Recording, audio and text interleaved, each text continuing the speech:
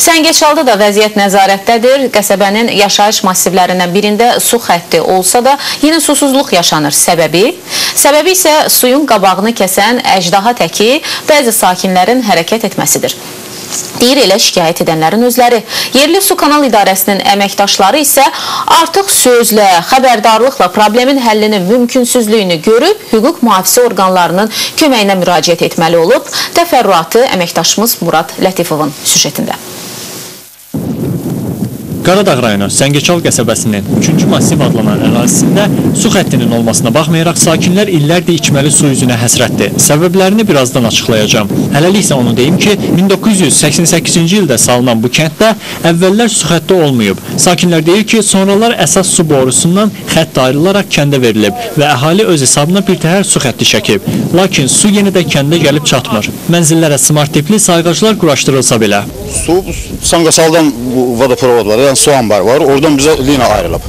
Həmin linanın yəni turba özümüzündir, cəmaatın şəxsi vəsaitindən alınıb. Ancaq ki, belə su yoxdur da. Almağımızın heç bir əhəmiyyəti, şotçilərimiz, sarıqaclarımız var. Su yoxdur. Döşbatandır. Su idarəsində getmişik. Deyirlər, gedin, həll eləyərik. Gəlirik. 10 gün, 15 gün, bir ay gözləyirik, heç bir xeyir yoxdur. Sonra deyirlər ki, ərzə yazın verin. Ərzə yazın vermişik.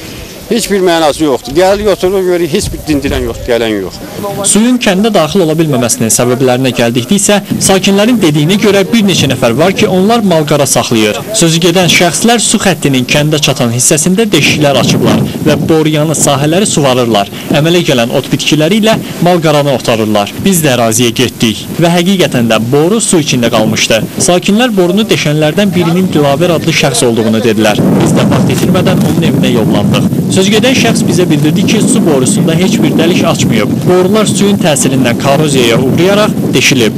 Daha sonra məsələni Su Kanal İdarəsinin rəsmisi ilə aydınlaşdırmaq üçün quruma yollandıq. İdarə rəisi bildirdi ki, sözgedən ərazidəki sakinlərin bəzisi malqara suvarır və ona görə də sayğac qoymağa mane olurlar. İkinci problem isə onlar tərəfindən borulara xətər yetirilməsidir. Suyun evlərə getməməsinin səbəbi həmin boruların müəyyən əhalinin müəyyən hissəsi tərəfindən qeyri-qanuni həmin xəttlər deşilir.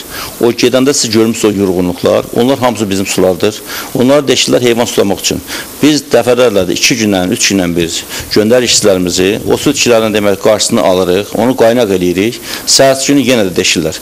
Buna görə də orada əhali hamı su ala bilmir. Qurum rəsmisi onda bildirdi ki, həmin şəxslər barəsində Qaradağ rayon polis idarəsinə məktub ünvanlanıb. Yəqin ki, müvafiq orqanlar hadisəni araşdıraraq günahkar şəxslər barəsində tədbir görəcəklər.